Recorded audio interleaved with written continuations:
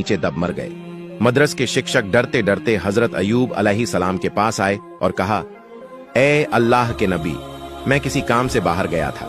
इसी बीच इमारत की छत गिर गई और आपके 12 बच्चे उसमें दबकर चल बसे।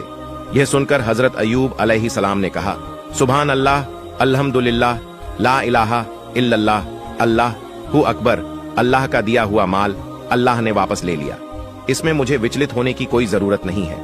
शैतान ने जब देखा कि बच्चों की मौत के बाद भी हजरत अयूब अलैहिस्सलाम की ईमानदारी और अल्लाह पर विश्वास में कोई कमी नहीं आई, तो वह जल भुन कर राख हो गया।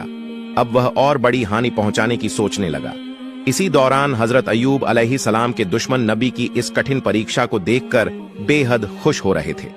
नबी के नौकर चाकर और कर्मचारी नबी की इस दयनीय स्थिति को देखकर जहां जहां मौका मिला चले गए। नबी का घर, बागान, अस्तबल सब कुछ खाली और सुनसान हो गया। इस मौके का फायदा उठाकर दुश्मनों ने नबी की संपत्ति लूटना शुरू कर दिया। उन्होंने टूटे फूटे घर की सारी चीजें अपने कब्जे में ले ली।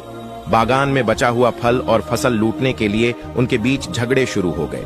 सिर्फ एक हफ्ते के भीतर हजरत अयूब अलैहिस्सलाम की सारी आराम आशाइश संतानें और संपत्ति खत्म हो गई। हजरत अयूब अलैहिस्सलाम की 4 पत्नियां थीं, उनमें से 3 झगड़ कर और बहस करके नबी को छोड़कर चली गई। सिर्फ हजरत रहीमा अलैहिस्सलाम उनके साथ रही। वह नबी को छोड़कर जाने वाली नहीं थी, वह हर समय नबी के साथ खड़ी रही। देश के लोग नबी के नबूवत के दावे का मजाक उड़ाने और ताने देने लगे। कुछ ने कहा, अगर अयूब सच में अल्लाह के नबी होते तो उन पर ऐसा गजब क्यों आता? वह नबी नहीं है। उनकी झूठी नबूवत के दावे के कारण अल्लाह का गजब उन पर उतरा है। इधर नबी के अनुयायियों के बीच भी दरार पड़ने लगी। उनकी यह स्थिति देखकर शैतान भी पूरी तरह संतुष्ट नहीं हो सका, क्योंकि सब कुछ खत्म हो जाने के बावजूद हजरत अयूब अलैहिस्सलाम में कोई बदलाव नहीं आया। वह अपने इबादत खाने में पहले की तरह पूरी तल्लीनता से इबादत कर रहे थे, जैसे उन्हें अपने आसपास हुई तबाही की कोई खबर ही ना हो। न उनके चेहरे पर मायूसी थी, न अफसोस का कोई निशान। नबी के इबादत खाने के पास से गुजरने वाले लोग उन्हें ताने देते हुए कहने लगे, ए अयूब, तुम नबूवत का दावा करके बर्बाद हो गए। तुम्हारे लिए नबूवत का दावा छोड़ देना ज्यादा बेहतर होता। हम न नबी हैं, न गजब का शिकार हुए हैं।